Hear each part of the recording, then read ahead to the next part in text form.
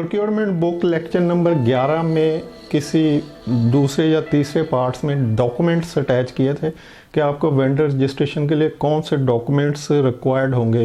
Registration documents का set भी उसमें अवेलेबल है, एडवर्टाइजमेंट जो करनी है उसका स्पेसिमन अवेलेबल है। तो आज डिस्कस करेंगे कि जो एडवर्टाइजमेंट करनी है उसका स्पेसिमन क्या है, उसमें क्या लिखा हुआ है और क्यों आपको उसकी ज़रूरत है। तो इस डॉक्यूमेंट्स में दो तरह की एडवर्टाइजमेंट के स्पेसिमन दिए हुए हैं, एक इंग्लिश में है एक उर्दू में है। तो इंग्लिश वाले को पहले देख लेते हैं कि इसमें क्या लिखा हुआ है। इसमें लिखा हुआ है जी कि applications will be considered from companies firms who have sound financial background, after sale network and proven track record of supplying to renowned public private sector organization having infrastructure to support। तो अब इसको अगर आप थोड़ा deeply देखें तो इसका मतलब कि उन लोगों से हमें एप्लीकेशन चाहिए, उन कंपनीज फर्म वो सप्लायर हमें चाहिए जो फाइनेंशियली स्ट्रॉन्ग हो, जिनके पास इन्वेस्टमेंट हो, जिनके पास सप्लाई करने के लिए पैसे अवेलेबल हों। फॉर एग्जांपल आप एक वेंडर को सिलेक्ट कर लेते हैं और उसको आप 1-8 लाख रुपए का 2 लाख रुपए का ऑर्डर दे देते हैं और वो कहे जी मेरे पास अभी इतने पैसे नहीं हैं या मेरी पिछली सप्लाई की पेमेंट नहीं आई तो मैं आगे नहीं दे सकता। तो अब आपने देखना है कि आप जिस आइटम के लिए उस वेंडर को सिलेक्ट कर रहे हैं, फॉर एग्जांपल वो रॉ मटेरियल का वेंडर है तो फिर तो वो एक बड़ा वेंडर होना चाहिए, एक बड़ा सप्लायर होना चाहिए, कोई मैन्युफैक्चरिंग इंडस्ट्री होनी चाहिए और उसके पास सफिशेंट फंड्स भी हों उस हिसाब से सप्लाई करने के लिए।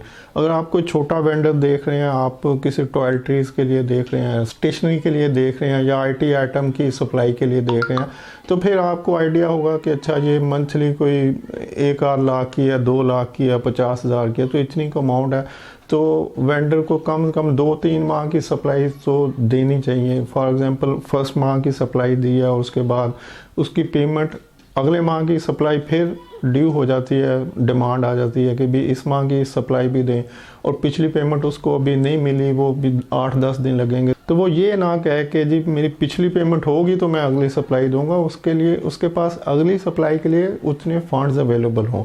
या 2 माह की पेमेंट स्टॉप हो जाती है कि जी हम आफ्टर 60 डेज़ देंगे, इसी दौरान तीसरे माह की डिमांड भी आ जाती है तो 60 डेज़ में 3 माह आ जाएंगे, यानी उसकी पेमेंट होने से पहले तीसरे माह की सप्लाई भी उसको देनी पड़ेगी। तो अगर वो 50,000 की सप्लाई दे रहा है तो इसका मतलब उसका 1.5 लाख 3 माह में इन्वॉल्व हो जाएगा और उसको पिछली 2 माह की पेमेंट जो है वो अभी होनी है। तो इस तरह की सिचुएशन आप देख सकते हैं कि जो वेंडर हम सेलेक्ट कर रहे हैं उसकी फाइनेंशियल पोजीशन इस टाइप की हो कि वो कम से कम हमारे लिए इतनी अमाउंट सरप्लस रखे, फिर उसके दूसरे भी बायर होंगे, दूसरी कंपनीज भी उससे लेती होंगी। तो इस हिसाब से आपकी जजमेंट होनी चाहिए कि इसकी फाइनेंशियल बैकग्राउंड क्या है, ये फाइनेंशियली कितना स्ट्रॉन्ग है, ये आपके साथ चल सकता है या नहीं चल सकता। फिर आफ्टर सेल सर्विसेज नेटवर्क होना चाहिए उसके पास, उसकी प्रैक्टिस स्किल्स होनी चाहिए, उसके पास स्किल स्टाफ होना चाहिए, ट्रेंड स्टाफ होना चाहिए और एक नेटवर्क हो अगर उसकी आफ्टर सेल सर्विसेज इन्वॉल्व होती हैं। जैसे बहुत सारे इंस्ट्रूमेंट होते हैं, छोटे इक्विपमेंट होते हैं जो कि आपको ज़रूरत पड़ती है परचेज़ करने की, प्रोक्योर करने की, तो जब वो सप्लाई होते हैं तो उनकी आफ्टर सेल सर्विसेज की भी ज़रूरत पड़ती है। इवन आप एक स्टेबलाइज़र भी लेंगे तो वो भी अपनी जितनी उसकी लाइफ होगी उस लाइफ में उसको ज़रूरत पड़ेगी आफ्टर सेल सर्विसेज की, रिपेयरिंग की। तो आपके वेंडर की कैपेसिटी ऐसी इतनी होनी चाहिए, कैपेबिलिटी, कि वो आफ्टर सेल सर्विसेज प्रोवाइड कर सके। तो ये आपने उसी में शुरू में ही ऐड में मेंशन कर दिया कि भाई अगर आपने ऐसे इक्विपमेंट लेने हैं जिनमें आफ्टर सेल सर्विसेज की ज़रूरत है तो आपकी इतनी स्किल्स और कैपेसिटी भी होनी चाहिए, आपके पास कोई ट्रेन टीम स्टाफ होना चाहिए वगैरह वगैरह। तो इसको भी ऐड के अंदर ही ऐड कर दिया। And proven track record of supplying to public and private sector. इसका मतलब है कि जो आपका सप्लायर है उसके पास कोई कस्टमर लिस्ट होनी चाहिए कि वो किन किन लोगों को ऑलरेडी सप्लाई कर रहा है, या ये ना हो कि वो फर्स्ट टाइम आपके साथ ही सप्लाई शुरू करे कि बस अभी उसने कंपनी खोली या अभी उसने रजिस्ट्रेशन करवाई है। तो उसका एक प्रूवन ट्रैक रिकॉर्ड होना चाहिए कि वो पीछे कितने सालों से सप्लाई कर रहा है और किन लोगों को सप्लाई कर रहा है, यानी कंपनी कौन सी है जिनको वो सप्लाई कर रहा है। तो ये जो बेसिक 3-4 चीज़ें थी वो ऐड के अंदर मेंशन कर दिया है कि हमें वो सप्लायर चाहिए जो फाइनेंशियली स्ट्रॉन्ग हो, जिनके पास आफ्टर सेल सर्विसेज के लिए नेटवर्क और स्किल स्टाफ हो, ट्रेन स्टाफ हो और उनके पास कुछ प्रूवन ट्रैक रिकॉर्ड हो, उनके पास कुछ कस्टमर लिस्ट अवेलेबल हो कि वो किन लोगों को कितने टाइम से कितनी कितनी अमाउंट की सप्लाई कर रहे हैं वगैरह वगैरह। तो ये सप्लायर का एक जनरल सा क्राइटेरिया इस ऐड के अंदर मेंशन कर दिया गया कि हमें इस तरह के सप्लायर चाहिए। अब इस ऐड के अंदर आगे डेट्स हैं कि हमें इस डेट तक आप एप्लीकेशन सबमिट कर सकते हैं। अब जो डेट का मसला है, तो डेट आप 2 से 3 माह की टाइम रख सकते हैं। नंबर 1 तो वेंडर रजिस्ट्रेशन का प्रोसेस ईयरली होता है, और ये ईयर जो है वो जनवरी टू दिसंबर हो सकता है या जुलाई टू नेक्स्ट जून हो सकता है। तो फाइनेंशियल ईयर को अगर आप लेंगे तो फाइनेंशियल ईयर जुलाई से जून तक चलता है, और जो कैलेंडर ईयर होता है वो जनवरी से दिसंबर तक चलता है। तो नॉर्मली जो कंपनियों में साल ट्रीट किया जाता है वो फाइनेंशियल ईयर को ट्रीट किया जाता है कि यानी जुलाई से स्टार्ट होता है और जून में एंड हो जाता है। तो हम फाइनेंशियल ईयर को लेते हैं। तो फाइनेंशियल ईयर को चूँकि जुलाई से नेक्स्ट ईयर तक जाना है, तो इसलिए हम जुलाई से पीछे 2 माह या 3 माह का टाइम लेंगे कि उसकी प्रिपरेशन के लिए वेंडर रजिस्ट्रेशन।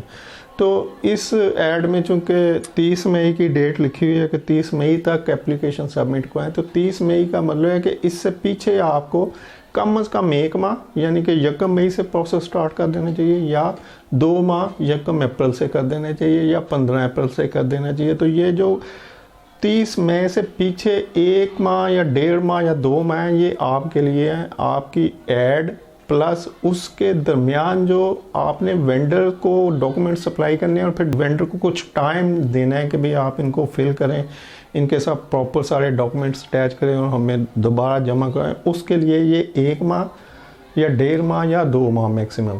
तो ये आप पे डिपेंड करता है कि आप कितना फास्ट काम कर सकते हैं। फॉर एग्जांपल अगर आपके पास ऑलरेडी काम का लोड है, जो प्रोक्योरमेंट डिपार्टमेंट में नॉर्मल रूटीन की जॉब हो रही होती है, सुबह से शाम पीओ इशू हो रहे हैं, सप्लाईज को मॉनिटर किया जा रहा है, जीआरएन आ रही हैं, पेमेंटें जा रही हैं वगैरह वगैरह, तो ये सारा काम जो हो रहा होता है हर प्रोक्योरमेंट वाले के ऊपर एक पूरा लोड होता है, बर्डन होता है काम का। तो उस लोड ऑफ वर्क के दरमियान ही आपने इसको जो एडिशनल काम है वेंडर रजिस्ट्रेशन का, इसको भी करना है। तो जब ये एडिशनल काम भी उसी के साथ करना है, तो फिर आप अपनी सहूलत के हिसाब से वो जो 1 माह 1.5 माह या 2 माह का टाइम रखते हैं, वो इसीलिए रखते हैं कि भाई मैं 2 माह रखूँगा ताकि मैं ईजीली इसको थोड़ा थोड़ा डेली करता जाऊँ।